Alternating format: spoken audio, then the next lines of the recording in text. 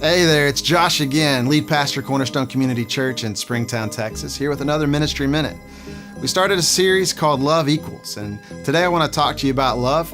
Love, when you open up your heart, you have an opportunity to receive tremendous blessings. You have an opportunity to receive the love from other people, but you also are very vulnerable to having a broken heart, to having pain, to having heartache, or even feeling despair. And when God talks about the heart, He's not just talking about the heart that beats. He's talking about our soul. He's talking about everything that makes us. Our emotions are caught up in there.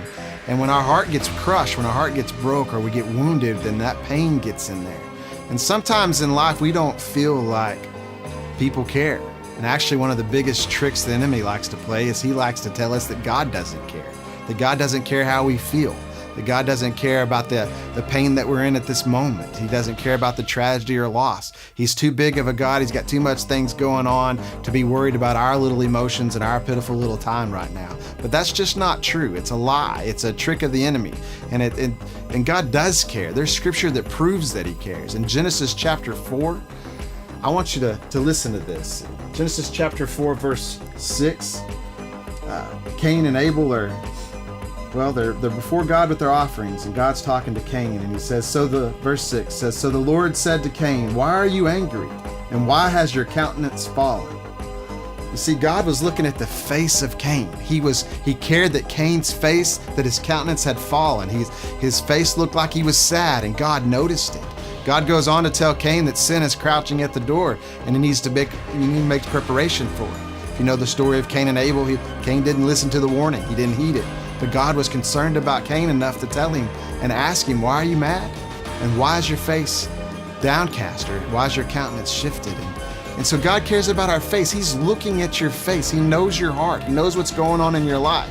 Another thing the enemy likes to do to say that God doesn't love us or God doesn't care about us is that we've done too much. We're too far away from Him.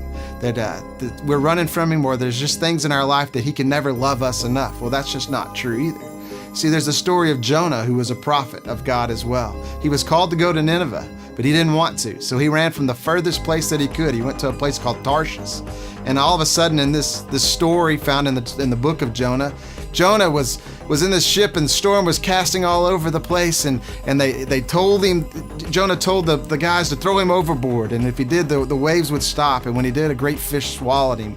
And from the depths of the fish, or actually in Jonah chapter 2, verse 2, it tells us that one translation calls it from the depths of hell, or from the place of where dead people are, that he cried out, and then God heard his cry. Another passage in Scripture is talking about David. That David said that he's just downcast, he's trodden, he's overcome with things that are going on. And in Psalms chapter 34, verse 6, it says, for 34:6, it says, "This poor man, David, this poor man cried out, and the Lord heard him and saved him from all his troubles." God didn't save him because of the troubles. God saved him because of his cry.